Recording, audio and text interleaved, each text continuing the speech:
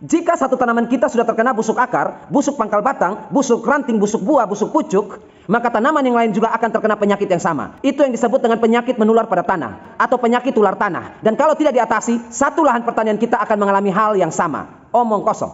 Seperti itu ya, omong kosong. Tidak semudah itu Ferguson dan tidak semudah itu Gustavo. Jadi kalau Bapak Ibu ditakut-takuti oleh informasi-informasi seperti itu, bilang ke yang buat informasi itu, tidak semudah itu Gustavo. Bilang aja gitu.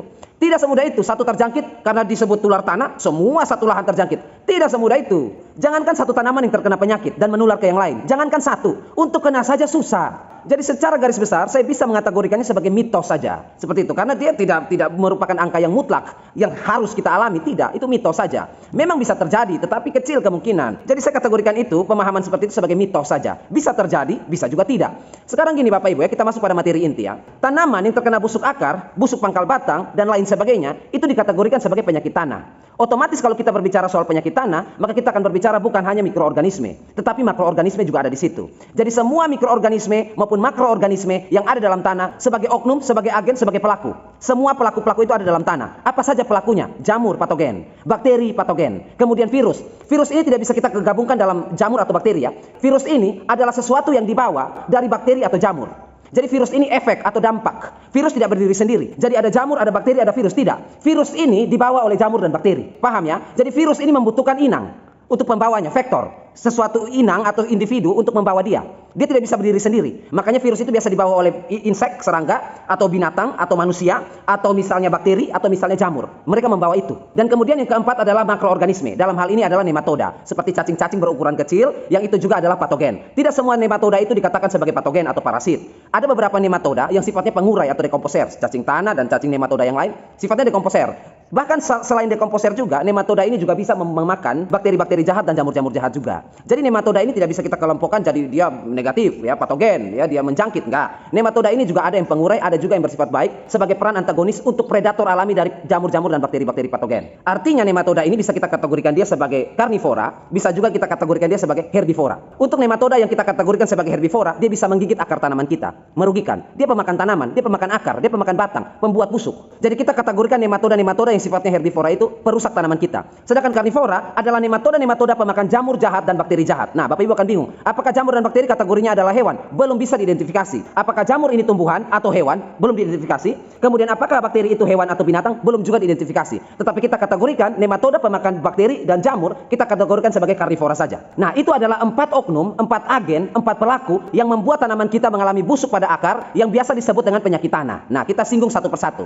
Yang pertama itu adalah jamur, patogen, ya. Jamur ini menjangkiti akar kita, mau merusak akar kita, tidak semudah itu.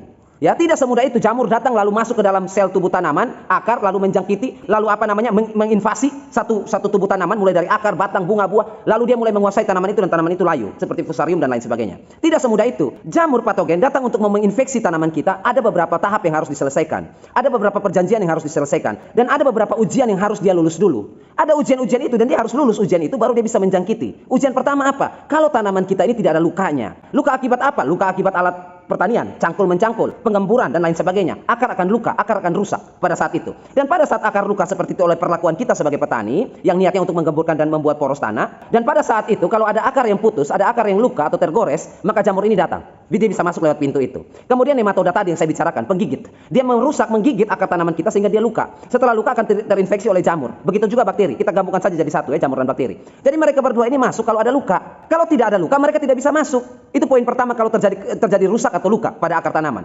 Kemudian kalau misalnya akar tanaman tidak kita apa-apakan, tidak luka juga, tidak terpotong juga, tidak tergores juga, maka jamur dan bakteri ini akan mengidentifikasi dulu si akar ini, si tanaman ini dalam kondisi sehat, dalam kondisi prima, dalam ketahanan tubuh imun yang kuat atau tidak. Atau jangan-jangan dia lagi rapuh atau rentan. Dia identifikasi dulu. Jadi jamur dan bakteri ini pelajari dulu akar tanaman ini. Ini dalam keadaan apa akar tanaman ini? Itu yang pertama. Yang kedua, dia identifikasi dulu akar tanaman ini sifatnya keras seperti kayu berkambium atau dia lunak seperti akar cabai yang baru bertumbuh atau akar sayur-sayuran yang lunak. Nah, mereka identifikasi itu dulu. Ini bisa digigit nggak? Ini bisa dijangkit nggak? Ini makanan yang empuk nggak? Makanan yang sesuai nggak? Kalau misalnya tidak sesuai spesifikasi mereka, keinginan mereka, mereka tidur di situ, dorman, tidak akan menjangkiti. Tetapi mereka akan tidur di situ dan menunggu saat yang tepat. Saat saat yang tepat seperti apa? Misalnya ada luka, ada perlakuan, kemudian telat menyiram, kekeringan, tanaman stres, mereka masuk. Kemudian kelebihan air, akar tergenang, oksigen yang dibutuhkan oleh akar berkurang, akar membusuk. Jadi akar membusuk pada sebuah tanaman itu bukan karena kelebihan air. Air tergenang jadi akar busuk, bukan masalah itu. Air tergenang sekalipun, selama oksigen bisa didapat oleh akar, akar tidak akan membusuk. Ya, tanaman-tanaman air yang tergenang seharian, sebulanan, setahunan, tergenang dalam air, tenggelam dalam air, tetapi kalau dia mendapatkan oksigen yang cukup, dia tidak akan busuk. Celakanya adalah tanaman yang tergenang yang kesulitan mendapatkan oksigen, dia akan membusuk. Dan pada saat busuk itulah mereka masuk. Itu baru langkah awal. Bapak Ibu bisa bayangkan ya, bakteri dan jamur patogen masuk ke dalam tanaman kita, langkah awalnya seribet itu. Ya, jadi itu yang saya bilang tadi, tidak semudah itu Gustavo. Ada jamur patogen, ada bakteri patogen, lalu tanaman kita terserang dengan mudah. Tidak semudah itu. Ada banyak ujian yang harus mereka lewati. Dan tadi saya menjelaskan panjang lebar, itu ujian pertama. Masih ada ujian selanjutnya. Itu tadi, sampai di cerita tadi itu mereka baru masuk ke dindingnya saja. Sampai di dinding itu mereka mulai mengeluarkan, ini kita masuk di tahap kedua ya, penyerangan kedua, ujian kedua dari penyakit-penyakit ini ya. Sudah masuk ke dalam dinding sebuah akar tanaman, mereka akan mengeluarkan enzim. Enzim itu sifatnya bukan untuk menjangkiti. Ya, sudah masuk di dalam kulit tanaman, tetapi dia belum mengeluarkan enzim pembunuh, belum, masih jauh ceritanya. Dia mengeluarkan enzim untuk mengidentifikasi, ya dia seperti sinyal, seperti agen rahasia, agen mata-mata dia, CIA-nya dia, untuk mengidentifikasi ini jenis tanaman ini yang saya sedang masuk di dalamnya, dia punya senjata apa? Yang kalau misalnya saya serang, dia bisa balik serang saya dan saya bisa mati. Dia juga hati-hati, dia juga takut, makhluk hidup gimana nggak takut? Dia akan mengidentifikasi dulu, mata-matanya mulai periksa. Oh bos, dia ini tanaman cabai ini, jenis ini, varietas ini, dia memiliki gen R. Gen R itu adalah nuklir, senjata andalan dari setiap tanaman. Setiap tanaman memiliki gen R ya, nuklirnya masing-masing. Tapi itu tidak dikeluarkan dengan sia-sia atau dengan sembarangan. Gen R pada tanaman itu atau nuklir pada tanaman itu akan dikeluarkan, akan diluncurkan kalau memang sudah terpaksa. Itu senjata terakhir tanaman. Tanaman akan lebih memilih untuk memproduksi toksin saja untuk melawan enzim yang dikeluarkan oleh patogen dengan mengendalikan protein yang ada dalam tubuh tanaman. Jadi senjata seperti ya tembak-tembakan lah, seperti itu, bukan nuklir, senjata tembak-tembakan saja. Jadi ketika jamur atau bakteri patogen ini mengirimkan agen mata-mata atau rahasianya, CIA-nya, untuk memeriksa semua persenjataan yang dimiliki oleh tanaman ini, ketahanan tubuh dan lain sebagainya. Di saat yang sama juga tanaman kita mengirimkan CIA-nya atau mata-mata agennya untuk mengidentifikasi jamur atau patogen ini. Jadi tanaman juga mengirimkan enzim yang akan mempelajari ini jenis jamur apa. Ini baik, dia datang untuk bekerja sama atau datang menyerang. Dia datang untuk bersimbiosis mutualisme, saling menguntungkan, atau justru dia datang untuk simbiosis parasitisme. Dia akan mengidentifikasi itu. Oh, ternyata setelah agennya kembali ke pihak tanaman dan ke pihak patogen, agennya sama-sama melapor. Bos, tanaman ini memiliki ketahanan tubuh seperti ini, persenjataan seperti ini. Bisa kita lakukan penyerangan sekarang. Kemudian agen atau mata-mata dari si tanaman mulai menghadap pada si tanaman dan melaporkan pada bosnya. Bos, patogen seperti jamur atau bakteri yang tadi saya sudah identifikasi, mereka memiliki persenjataan gen A seperti ini. Gen A itu artinya nuklir yang dimiliki oleh patogen. Itu disebut gen A. Mereka memiliki senjata yang ampuh yang seperti ini. Dan hari ini juga mereka akan menyerang kita. Setelah itu mulai mempersiapkan senjata masing-masing untuk bertempur. Itu step kedua, ujian kedua dari si jamur bakteri patogen itu, dari penyakit itu. Itu sudah seperti itu sepanjang lebar ini saya jelaskan. Itu belum juga mengalahkan tanaman kita. Itu masih pengujiannya. Kemudian kita masuk pada ujian ketiga, penyerangan. Pada saat penyerangan inilah pertempuran mulai terjadi. Jamur atau bakteri patogen mulai mengeluarkan enzim racun kepada si tanaman untuk menginvasi, untuk memonopoli satu tubuh tanaman ini. Tetapi tanaman juga tidak tinggal diam, dia juga menyerang dengan pertahanan dan kekuatan yang sama. Diserang terus, penyakit serang, tanaman membalas. Penyakit serang, tanaman membalas. Begitu seterusnya. Sampai kapan? Kita nggak tahu. Sampai kapan mereka bertahan seperti itu. Sampai suatu saat di mana sudah tidak ada lagi titik temu, di mana patogen tidak bisa mengalahkan tanaman dan tanaman tidak bisa juga mengusir patogen, artinya mereka tetap berada di dalam pertempuran itu. Maka jalan satu-satunya si patogen akan mengeluarkan gen A tadi, nuklirnya dia. Tujuannya apa? Untuk mengalahkan? Bukan. Tujuannya untuk memancing tanaman mengeluarkan gen R-nya, memproduksi gen R-nya. Dan ketika tanaman mengidentifikasi si bakteri atau jamur patogen mengeluarkan atau mempersiapkan senjata gen A-nya untuk menyerang, maka secara otomatis tanaman pun mempersiapkan gen R-nya. Nuklir dan nuklir bertemu. Disitulah yang akan menentukan apakah patogennya yang kalah atau tanaman kita yang kalah. Kalau gen R dari tanaman mengalahkan gen A dari patogen, maka tanaman ini akan berhasil tumbuh, tidak terkena layu fusarium, antraknosa dan lain sebagainya, Phytophthora. Dia tetap akan bertumbuh normal dan dia akan menghasilkan buah-buah atau biji benih, cabai atau tanaman apapun itu generasinya yang sudah memiliki sifat gen R tadi. Bisa memproduksi gen R tadi.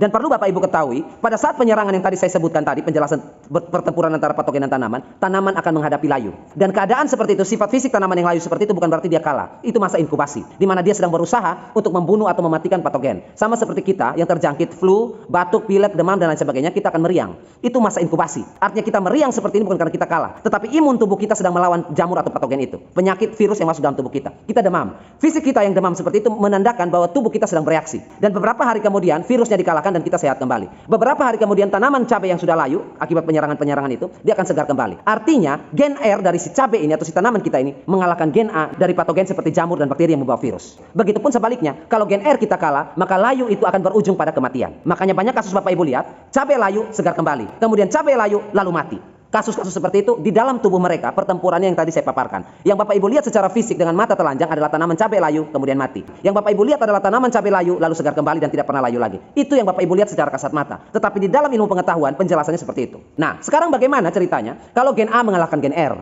Patogen mengalahkan tanaman, tanaman itu akan mati. Dan itu sudah pasti, dan itu konsekuensi dari pertempuran. Ada yang hidup dan ada yang mati. Setelah patogen-patogen ini menjangkiti tanaman kita dan tanaman kita mati, barulah dia selesai melakukan tugasnya. Artinya tanaman sudah mati. Nah, Bapak Ibu akan bertanya, tanaman di sekitar tanaman ini bagaimana? Yang di samping tanaman yang mati ini, sebelah-sebelahnya, apakah dia akan menjangkiti mereka? Tidak. Tanaman-tanaman yang ada di sekitar tanaman yang baru diserang ini, yang sudah layu dan mati, tanaman ini juga sedang bertempur. Masing-masing tanaman itu sedang bertempur. Gini Bapak Ibu, ini kita punya lahan 1 hektar ya, kita tanam cabai misalnya ya. Kita tanam cabai di lahan 1 hektar. Begitu cabai ini kita semai dan kita pindah tanam, 1 hari 1 HST, 1 detik setelah kita tancapkan tanaman cabai kita ke dalam lahan kita, di detik itu juga mereka mulai berkenalan dengan bakteri dan jamur patogen dan penyakit tanah lainnya. Setelah tanaman kita tancapkan dalam tanah lahan pertanian kita, disitulah mereka mulai berkenalan. Dan pada saat itulah proses yang tadi saya jelaskan dari awal sampai tadi mulai terjadi saat itu. Jadi Bapak Ibu jangan pernah mengira kalau lahan 1 hektar saya tanam 5.000 pohon cabai, lalu bakteri dan jamur patogen yang menyerang, penyakit yang menyerang ada di bagian situ, ada di titik itu, ada di titik ini. Yang lainnya tidak. Enggak, semua ini ada jamur patogennya, ada bakteri patogennya, ada penyakitnya semua. Dan masing-masing tanaman dari 5.000 cabai yang kita tanam, masing-masing memiliki pertempuran sendiri. Seperti itu. Mana yang menang, mana yang kalah, mana yang menang, mana yang kalah. Semua bertempur. Jadi ada yang menang, dia tetap tumbuh, ada yang kalah, dia bertempur. Kebetulan saja pada saat 2 cabai yang berdekatan seperti ini, dua-duanya kalah. Ya, 2 cabai yang berdekatan seperti ini, dua-duanya kalah. Kebetulan saja dua-duanya kalah. Makanya dari pemandangan yang kita lihat, dua-duanya layu dan mati, kita melihat bahwa yang satu menulari yang satu. Padahal tidak, memang dua-duanya sedang bertempur di pertempuran masing-masing dan dua-duanya kalah. Bagaimana kasusnya? Kalau yang satu ini kalah dan yang satu ini menang, dia akan jadi seperti ini kan? Iya kan? Yang satu ini kalah dari patogen, dia akan mati. Kemudian yang satu ini menang dari patogen dan dia akan tetap survive, tetap subur, tetap segar. Pertanyaan saya, ini menular nggak? Lalu Bapak Ibu akan mengambil kesimpulan, oh dia nggak menular Pak. Berarti penyakit ini nggak menular. Bukan nggak menular, karena ini yang tetap hidup, bertempur dan menang dengan pertempurannya dia sendiri. Sedangkan ini yang mati, sudah mati karena kalah dalam pertempuran. Jadi tidak ada bilang ini menjangkit yang ini nggak ada. Masing-masing bertempur sendiri. Misalnya seperti ini, virus ya, misalnya seperti influenza, adalah virus yang menular. Tidak bisa kita bilang dia menular. Iya kan? Tidak bisa. Menular artinya dia terjangkit. Oknum yang ditulari itu terjangkit. Bapak Ibu bersin di depan muka saya, kemudian saya juga mulai bersin-bersin. Berarti bisa kita sebut menular.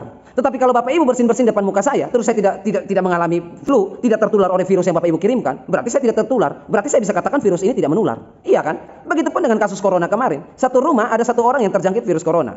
Kemudian beberapa hari kemudian ada 1 saudaranya atau keluarganya yang terkena juga. Tetapi ada 2 keluarganya yang tidak kena corona. 1 rumah. Kalau kita tanya yang satu yang terjangkit virus corona, kita tanya apakah virus corona menular, dia akan bilang ya menular. Buktinya saya tertular corona. Kalau kita tanya kedua saudaranya ini, apakah virus corona menular? Mereka akan bilang tidak. Virus corona bukan virus yang menular. Buktinya kita 1 rumah aja, kita baik-baik saja. Itu akan mendapatkan 2 jawaban yang seperti itu. Jadi terlepas dari penyakit ular tanah dan menulari tanaman yang lain, ada mekanisme dan ujian-ujiannya sendiri. Yang itu tidak semudah yang kita bayangkan. Tanaman kita tanam lalu layu, fusarium dan mati, gagal panen. Tidak semudah itu. Mereka menyerang tanaman kita pun susahnya bukan main. Nah, dari penjelasan saya tadi Bapak Ibu, kalau Bapak Ibu cermati, di situ sudah ada solusi-solusinya. Kalau orang yang tangkap penjelasan ini biasanya dia sudah tahu. Saya akhiri video ini pun sekarang, Bapak Ibu yang tangkap penjelasan saya sudah tahu solusinya. Tetapi ada beberapa teman-teman kita yang mungkin kurang begitu tangkap solusi yang tadi saya berikan ya. Saya ulangi lagi solusinya. Tadi saya jelaskan itu sebenarnya sudah saya sisipkan solusi-solusinya. Solusinya adalah bibit gen R tadi. Ingat ya. Nah, Bapak Ibu baru ngeh, oh iya ya itu solusinya. Iya. Solusinya adalah bibit gen R yang kita tanam. Orang tuanya sudah tahan banting terhadap penyakit ini. Begitu biji atau benihnya kita tanam lagi, ketemu penyakit yang sama, dia akan bilang ke penyakit ini, nenek moyang saya sudah kalahkan nenek moyang kamu. Jadi sekarang kamu jangan mengalahkan saya lagi. Karena pertempuran nenek moyang kita dulu sudah saya bisa kalahkan kamu dengan kris ini. Jadi kris ini juga yang akan menghadapi kamu, gen R ini. Jadi musuh itu akan takut karena nenek moyang dia sudah dikalahkan oleh kris ini, gen R ini. Kris dia yang gen A itu sudah kalah. Jadi dia akan takut untuk menjangkiti. Itu yang disebut dengan bibit bebet bobot. Kemudian yang kedua lagi untuk ketahanan tubuh, ya, ketahanan tubuh dari tanaman. Tadi saya sudah bilang jangan kekeringan. Karena walaupun tidak rusak akarnya, tidak putus akarnya, tidak tergores akarnya, tidak luka, tetapi kalau tanaman dalam keadaan yang stres akibat kekeringan atau oksigen yang terbatas akibat genangan air, kebanyakan air, maka dia akan diserang juga. Jadi tolong dijaga penyiraman, jangan sampai kekeringan tanaman kita, nanti dia bisa stres. Kemudian jangan juga tergenang dengan air untuk tanaman-tanaman yang tidak layak tergenang. Pak, ada tanaman-tanaman, ya itu tanaman-tanaman yang tergenang. Kita nggak berbicara itu. Tanaman-tanaman yang tidak tergenang, seperti cabai kalau kebanjiran gimana? Normal nggak? Ya nggak normal. Jadi kita logis sedikit ya. Tanaman tanaman yang kita tanam yang tidak harus tenggelam, jangan kita paksakan dia tenggelam. Tanaman yang sudah memang harus dia tenggelam di air, ya memang habitatnya seperti itu. Jadi jangan sangkut pautkan. Padi kan tergenang Pak padi itu, ya beda yang kita jelasin ini. Padi itu memiliki akar yang berbeda dengan akar cabai. Padi memiliki akar yang berbeda dengan akar bawang. Jadi kita nggak usah masuk ke sana. Itu nanti ceritanya lain lagi ya. Kemudian yang berikut solusinya bagaimana? Kalau misalnya sudah kita lakukan upaya-upaya itu, solusi-solusi itu, tapi masih juga seperti itu. Bagaimana solusi terakhir? Ya tambal sulam. Apalagi tambal sulam itu solusinya. Bapak Ibu hanya bisa lakukan itu, cabut yang sudah terjangkit lalu tanam yang baru. Nah, banyak kasus tambal sulam ini, tanaman yang sudah terjangkit penyakit ditanam, tanaman yang baru tumbuh ini yang diganti subur. Banyak kasus juga tanaman yang sudah dicabut karena penyakit, ditanam yang baru, terjangkit juga seperti tanaman sebelumnya.